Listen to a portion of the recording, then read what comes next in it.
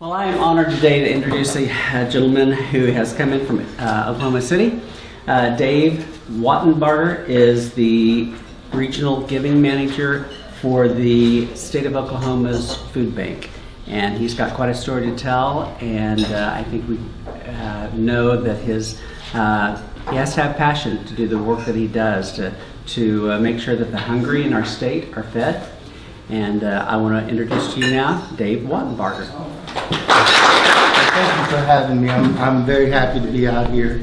And I showed up early and I looked at all this. I had my zip drive and it was beyond me. I couldn't figure it all out. So we'll go without the old zip drive and I'll go through some notes and talk about some things.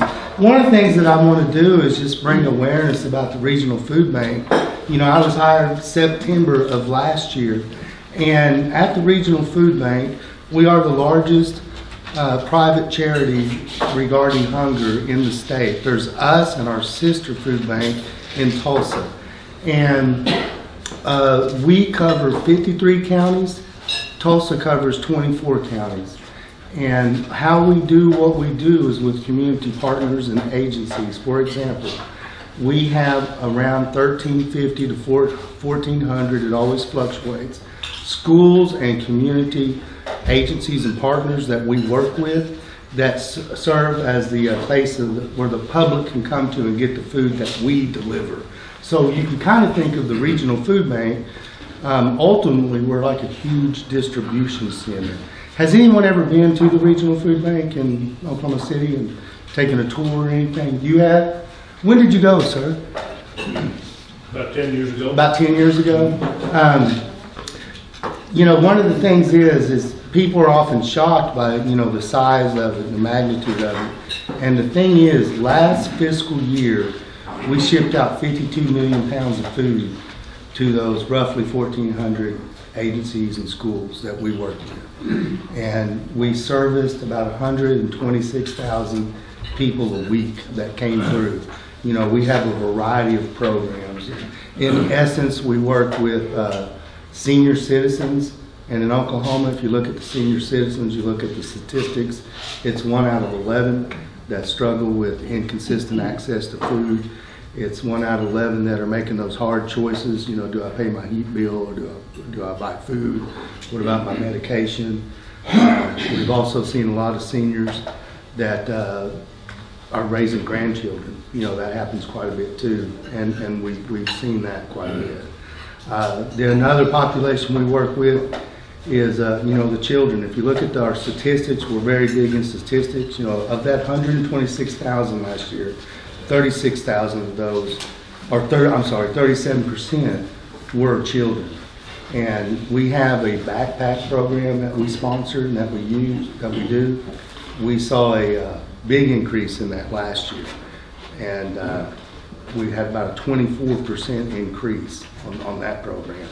And that's a program where what we do, we deliver free of charge to the schools a backpack full of food, and we give them backpacks as well. But the food that we send out, the schools select, after they go through some training with us, kids to enroll on that program. Kids get enrolled on that program on Friday. They take this backpack full of food home with them, and they come back, and then we repeat the process for the whole school year is what we do. And as you can imagine, with the oil and gas field, you know, going up and down, we saw an increase, you know, on that program last year. For example, about this time last year, I was in Burns Flat, and you know, that's not a big town, Burns Flat, and they had around 20 kids to the program. And the principal of the school, the elementary school, was telling me it was all related to, you know, Halliburton letting down and all of those jobs when they ceased or became skeleton crews. They had some kids that they added to the program. You know, so that's a very popular program that we have. And then the third group that we're basically looking at is the working poor, is you know, the people that are struggling making ends meet, where sometimes they find themselves in a situation where there's more month than check. And you know, those that's another segment that we're looking that basically uses the services that we offer. So again, we're looking at the working poor, senior citizens, and children is what you're looking at. Myself, one of the things that I do in my job, I'll go out to some of our different sites, and we do surveys and things like that. And you know, every time I leave there after doing one of those, I'm just really thankful, you know, for the life that I have, and that I'm not struggling with those things that those people are. It's a very humbling experience, and none of that happens without, you know, people, noble people willing to help us do what we do. And that's the great thing about Oklahoma, is that we do have good people, and we do have donors out there that help us. I'm here today as a result of a donor that we have way up here in the area, and it's about 3 hours from the city. And he told me, he said, "Dave, you got to get a hold of Alvin and go up there and talk to those fine people." You know, he goes, "Probably nobody knows about you guys." He said, "Only reason I know about you because my daughter works in Oklahoma City, and she's involved in the program that you guys have, and she told me about it." So that's the thing. There's just, you know, not a whole lot of awareness. But I want to go over some stuff too here, and I don't, like I say, I don't have the slideshow going, but I'll go over some things. One of the things about Oklahoma, you know, we are, if you look at the ratings, there's a national level program called Feeding America, and they run all these studies based on all these different data points, and they rank Oklahoma as like the 4th hungriest state in the nation. And you say, well, why is that so? What's going on? It's basically correlates to poverty, is what it's all about. And if you look at Oklahoma, we have a large percentage of our jobs. They say it's about 27% of our jobs that if someone has that job with a family of 4, it falls within the federal poverty guidelines. So we have a lot of low-paying jobs is what we find a lot, you know, where people struggle having a livable wage on the job that they have. It's not that they're not working. I mean, they are working, but it is a struggle with those low-paying jobs.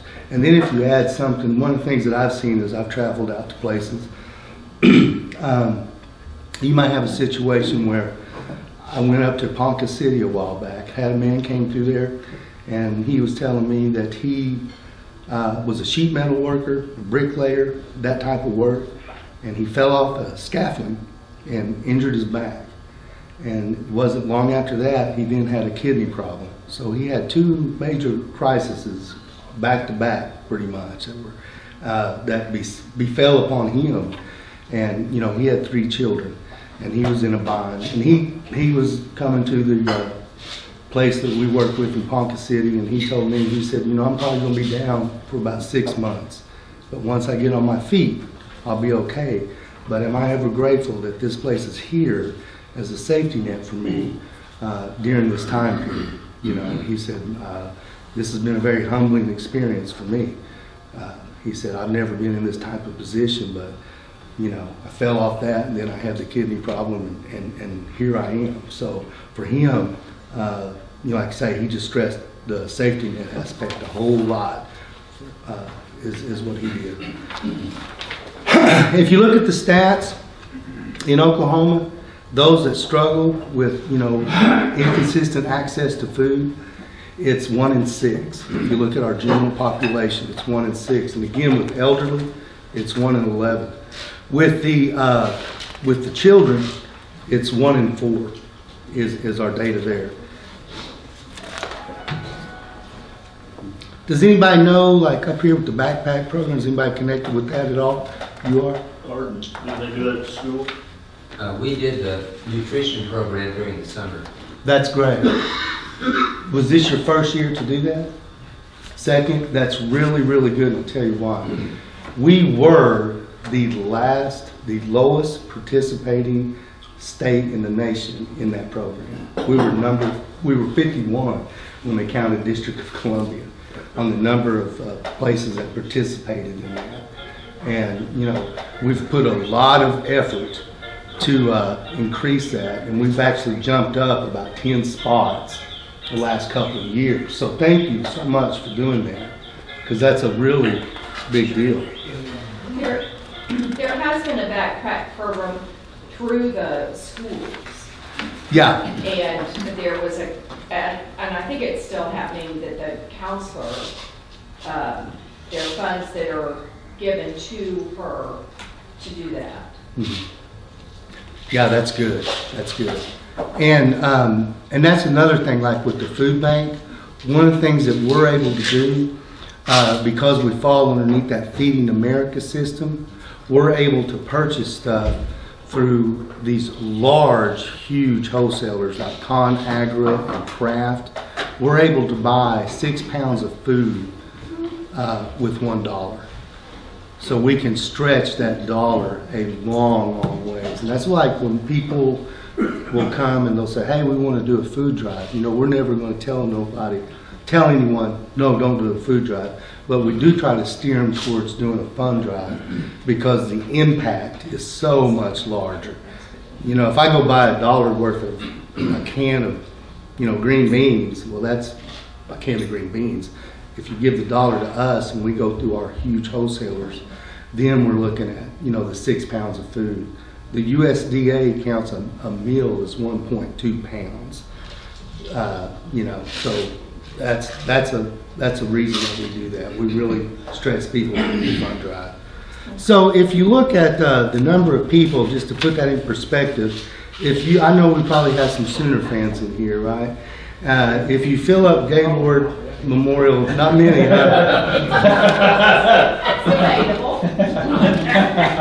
if you fill up the Sooner Stadium 4 times, the OSU Stadium 4 times, and the TU, Tulsa University Stadium 3 times, you'll equal the number of people that struggle with hunger or inconsistent access with food in Oklahoma.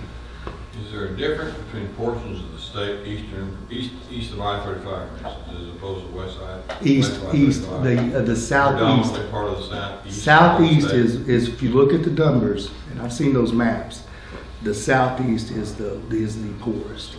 Well, it's the largest population too, as far as density. No. Northeast. Not south. The latest map I saw, you guys know where Atoka County is? That was the absolute lowest one. And it's not hugely populated, but per population, it's extremely poor. There's not a whole lot going on down there. And prior to working here, I worked for almost 13 years with the state health department. I was a program consultant and I traveled the state in that job. And yeah, the southeast is the one that struggles the most with the poverty issue. It is. That's a good question. Another way to look at the numbers, if you talk about the number of people, the Cox Convention Center where the Thunder played, if you filled it up 47 times, that would be the number of people, that according to the math, when you do all the math, that struggle with this.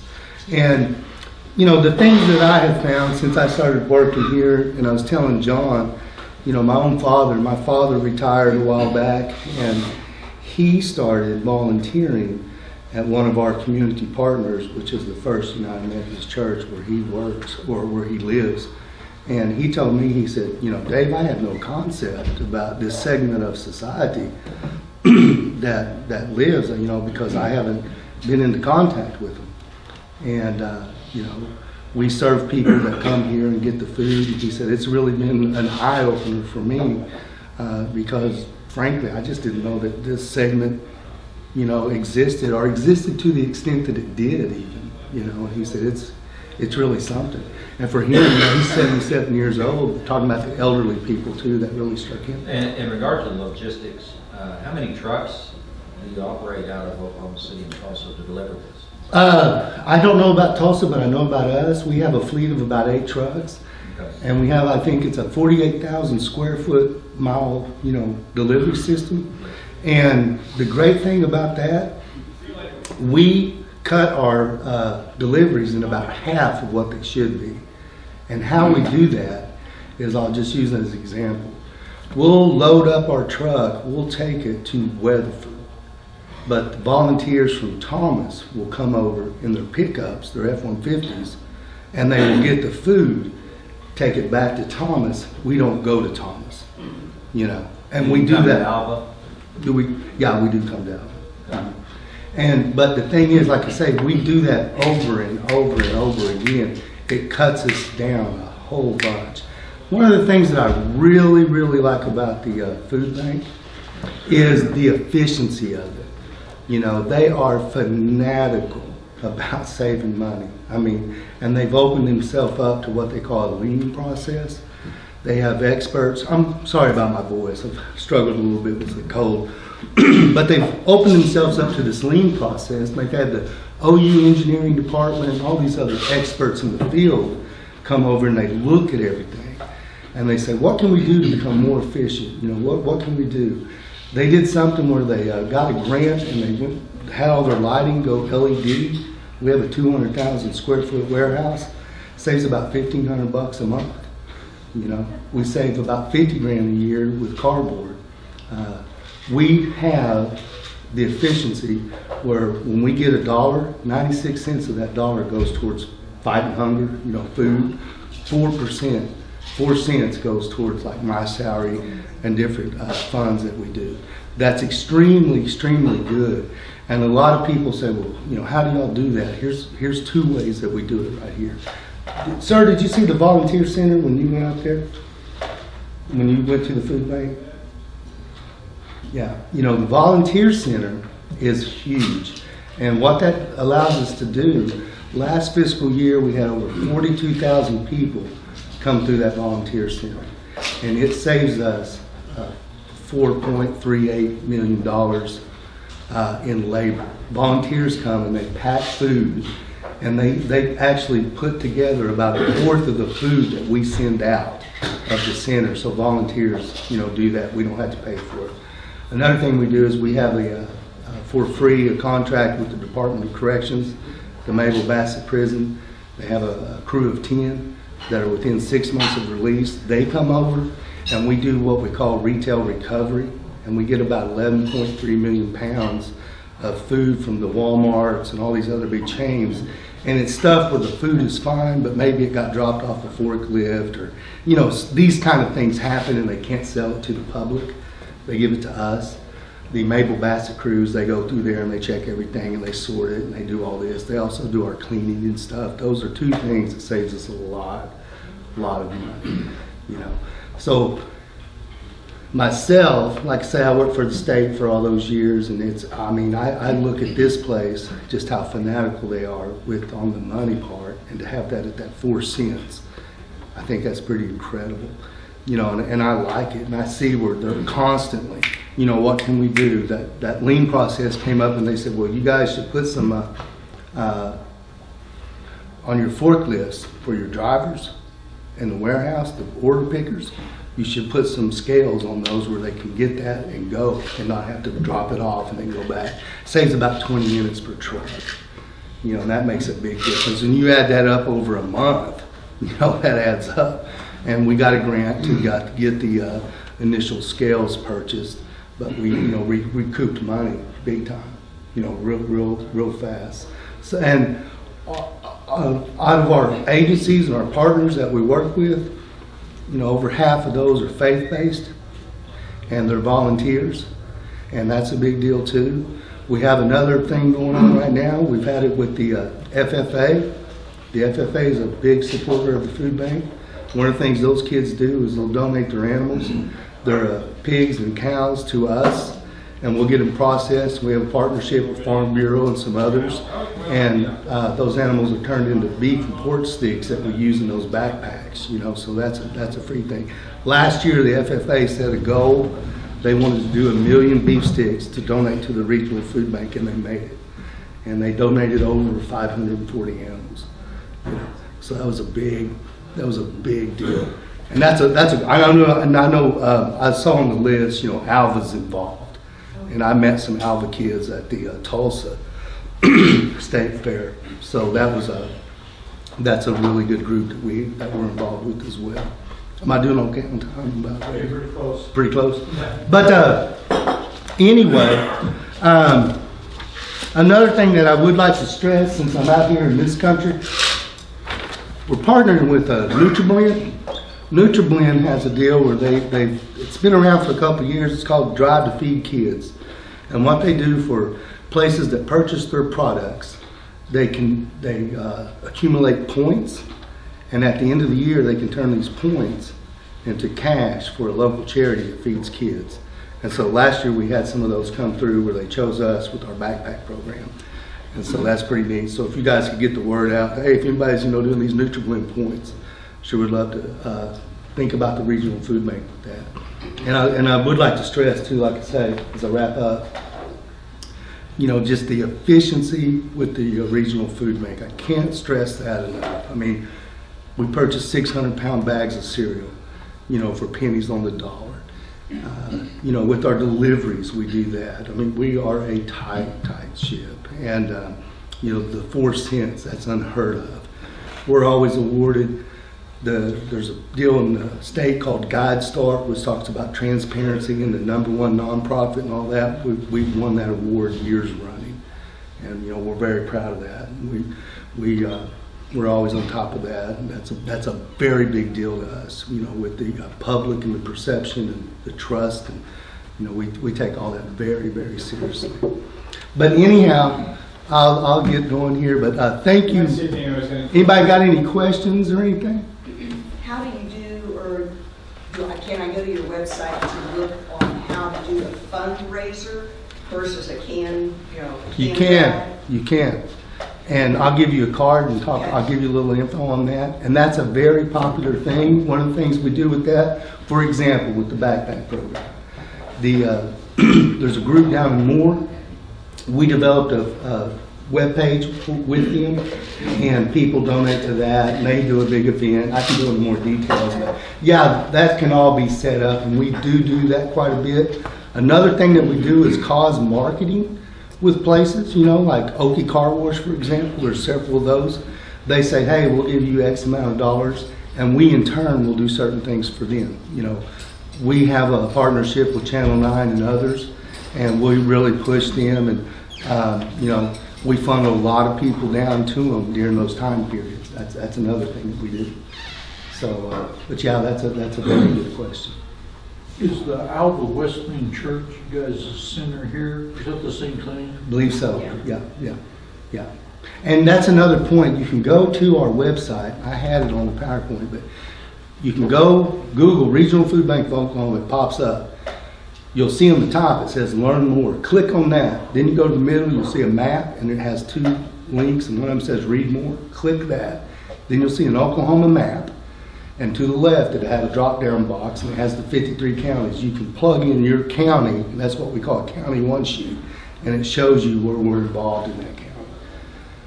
Our distribution at the Alva Wesleyan office, which is on, what street is that on, folks? 281 North. Okay. It's on Thursdays from, I think, 4 to 6. And you can go volunteer there and help them with getting the food and see our little piece of the huge work that you're doing. And thank you so much. I mean, like I say, I got laid off in the oil field and all that, then I wound up here.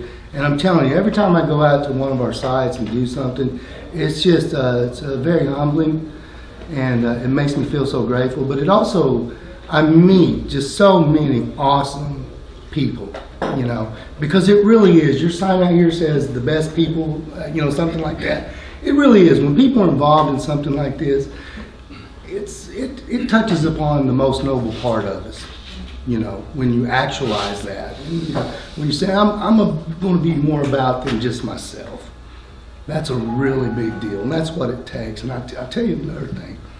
We get letters and stuff from clients out there, we get stuff from third graders, that send us letters and stuff. Hey, thank you for caring about me, this is going on in our lives, and this makes a big deal. That's a big deal, those type of things. So anyway, thank you so much.